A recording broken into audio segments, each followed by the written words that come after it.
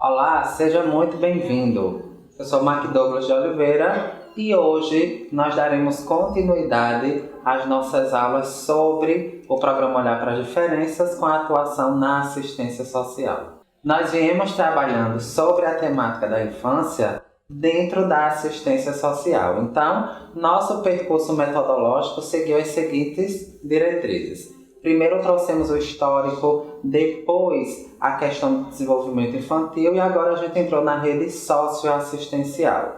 Na última aula nós falamos sobre estrutura. Nós iniciaremos a nossa discussão acerca do Centro de Referência de Assistência Social, aquele equipamento da assistência que nós conhecemos popularmente pelo CRAS. Então, antes de iniciarmos as definições, eu gostaria de trazer para vocês uma breve reflexão. Temos a oportunidade de trabalhar com a vida, não com o pobre, não com o pouco e não com o menos. A estrutura do CRAS, como você já deve saber, inclusive por trabalhar na ponta, sabe que o CRAS é a porta de entrada para todos os direitos e benefícios socioassistenciais. É a partir dele que nós entendemos, ou pelo menos, começamos a compreender aquela sopa de letrinhas que você já deve ter ouvido falar. Então, dentro dessa estrutura do CRAS, nós temos desde os atendimentos básicos da assistência social, como também os encaminhamentos para essa rede socioassistencial. Novamente, eu repito a importância do CRAS como porta de entrada para a garantia de todos os outros direitos. E aí a gente vai poder identificar que dentro desse equipamento nós trabalhamos diversos serviços e programas e, consequentemente, também trazemos a discussão para a pessoa com deficiência, onde também é desenvolvida uma grande política social. E aí, quando a gente vem falando nessa estrutura do CRAS, a gente vai identificar que ele está inserido no que nós chamamos de proteção social básica, né? Nós temos dois grandes polos dentro da assistência social, como nós também discutimos na aula passada.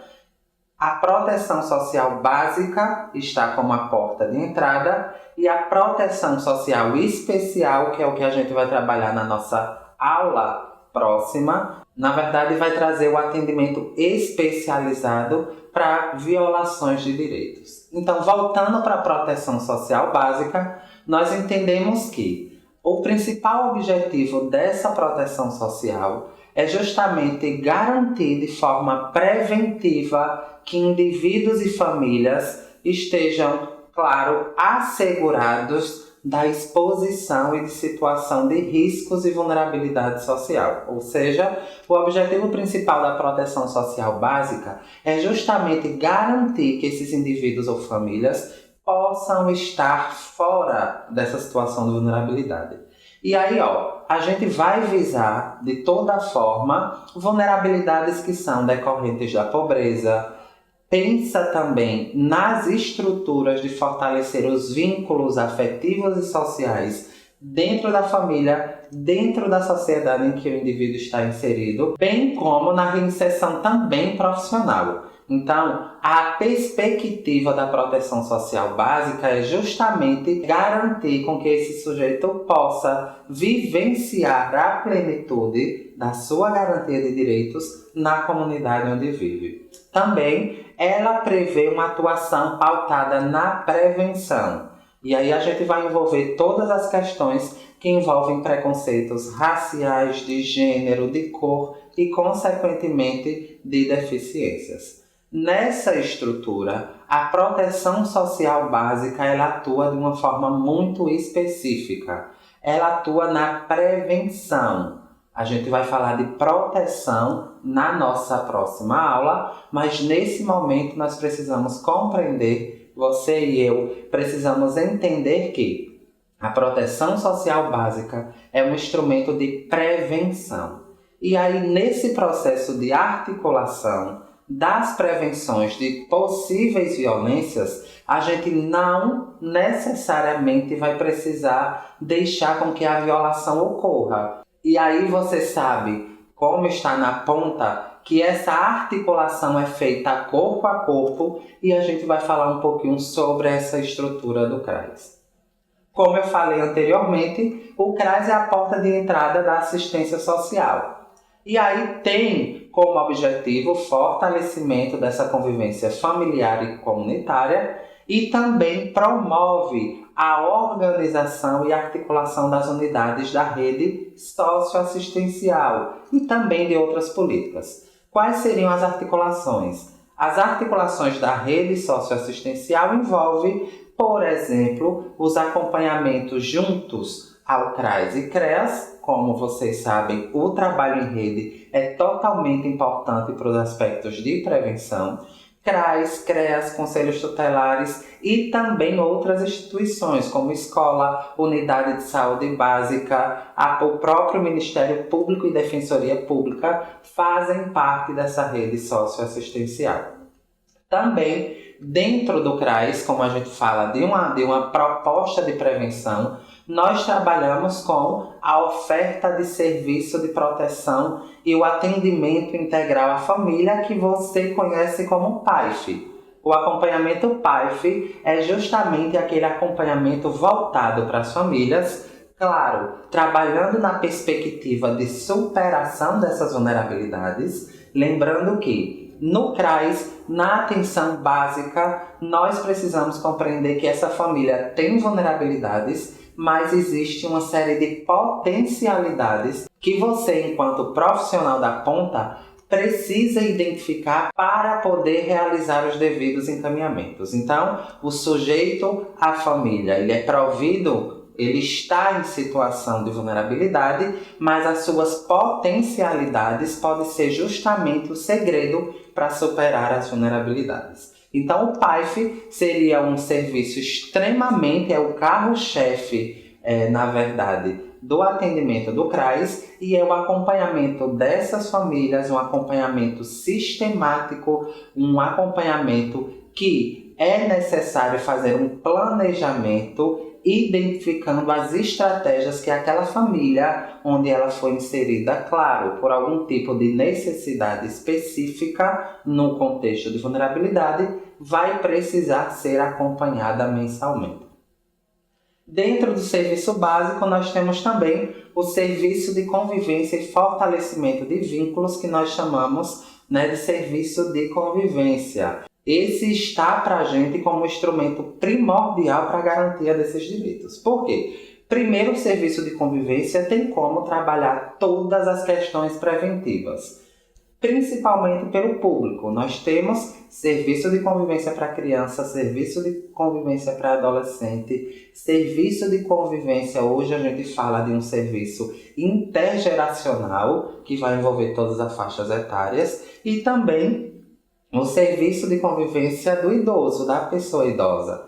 E aí, nessa estrutura, nós podemos trabalhar diversas temáticas, como o próprio respeito às diferenças, a própria questão, inclusive, da pessoa com deficiência, ela pode estar sendo incluída dentro dessas discussões. Na verdade, o serviço de convivência, ele tem possibilidades de dar ao profissional a possibilidade de trabalhar temas delicados na comunidade.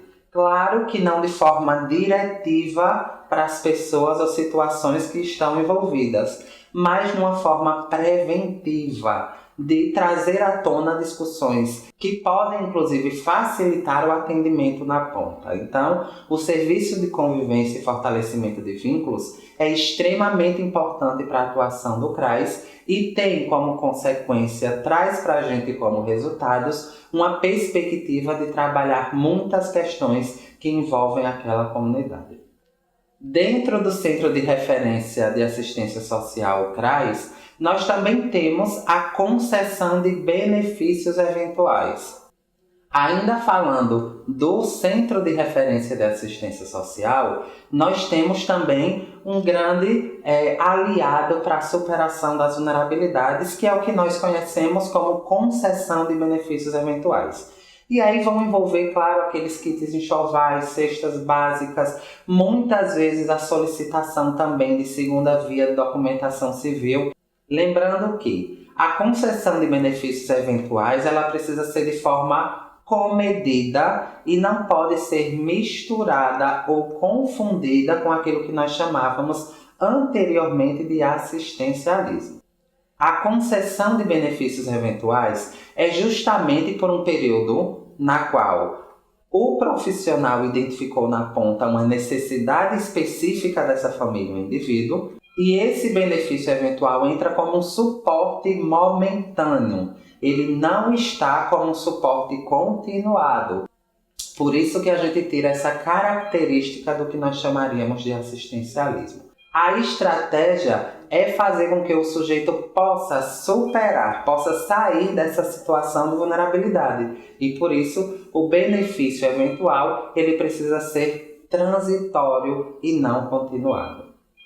Também temos os benefícios assistenciais. Dentro da estrutura do CRAS, nós temos o acompanhamento do benefício de prestação continuada BPC. E aí a gente vai entrar, claro, aquelas pessoas idosas que consequentemente não contribuíram com o INSS e o carro-chefe do benefício de prestação continuada, o BPC, é justamente o de pessoa com deficiência. Quando a gente traz para o olhar do nosso programa, isso para a gente é de extrema importância. O BPC, como você sabe, ele é destinado para pessoas com deficiência e, como eu trouxe, não contribuíram com o INSS. Nessa perspectiva, o BPC precisa ser acompanhado mensalmente, acompanhado por uma série de fatores. Todos nós sabemos que a pessoa idosa, a pessoa com deficiência, que é o qual a gente traz para a nossa discussão hoje, elas são, claro, vítimas de uma série de situações, uma série de violências e uma série de vulnerabilidades. Uma delas que a gente encontra muito facilmente no serviço junto ao CRAS é justamente a apropriação indevida desses bens, desse benefício. Muitas vezes parentes próximos ou pessoas próximas se apropriam desse benefício e, consequentemente, deixa esse usuário sem assistência alguma. Então, o papel do CRAS é justamente acompanhar esse usuário e, como consequência, poder também inseri-lo como serviço de convivência. E aí, consequentemente, garantindo para esse sujeito, para esse indivíduo, a possibilidade de uma reinserção social, garantindo a sua participação plena e social na comunidade. Também nós temos dentro do CRAS aquilo que nós chamamos de cadastro único dos programas sociais, que nós chamamos de CAD único. E dentro dele envolve também o programa Bolsa Família. Lembrando também que o programa Bolsa Família também é destinado para famílias com vulnerabilidade social e que precisam se encontrar com um perfil socioassistencial. Nem todo mundo tem direito ao programa Bolsa Família, mas existe um perfil para esse usuário. E aí, no dia a dia, no acompanhamento familiar, o profissional da ponta consegue identificar esse perfil baseados, claro, nas diretrizes da assistência social suas.